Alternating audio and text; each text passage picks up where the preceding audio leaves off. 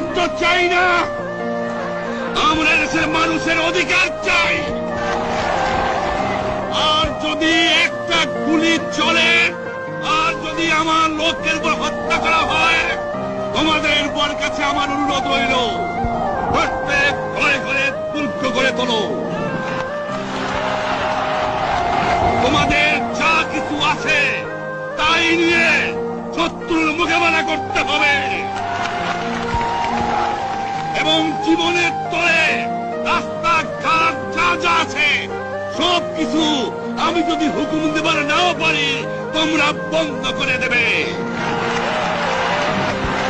তোমরা আমার ভাই, তোমরা বাড়াকে থাকো, কেউ তোমাদের কিছু বলবে না, কিন্তু আর আমার বুকের পর গুলি চালাবার চেষ্টা করো না,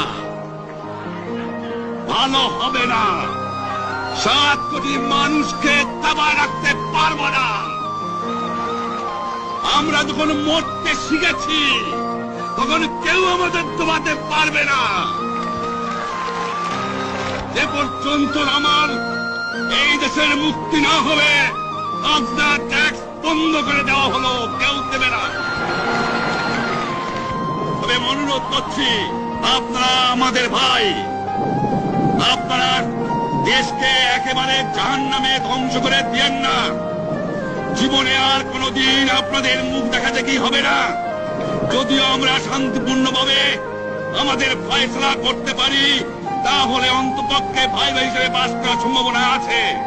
সেই জন্য আপনাদের অনুরোধ করছি, আমার এই দেশে আপনারা মিলিটারি শাসন চালাবার চেষ্টা আর করবেন না। দ্বিতীয় কথা, প্রত্যেক গ্রামে, প্রত্যেক মহল্লায়, প্রত্যেক ইউনিয়নে, প্রত্যেক সাব ডিভিশনে আওয়ামী লীগের নেতৃত্বে সংগ্রাম পরিষদ গড়ে তোলো, এবং তোমাদের যা কিছু আছে তাই নিয়ে প্রস্তুত থাকো। মনে রাখবা, রক্ত যখন দিয়েছি, রক্ত আরো দেব, এদেশের মানুষকে মুক্ত করে ছাড়বো ইনশাআল্লাহ। এবারে সংগ্রাম আমাদের মুক্তির সংগ্রাম, এবারে সংগ্রাম স্বাধীনতার সংগ্রাম।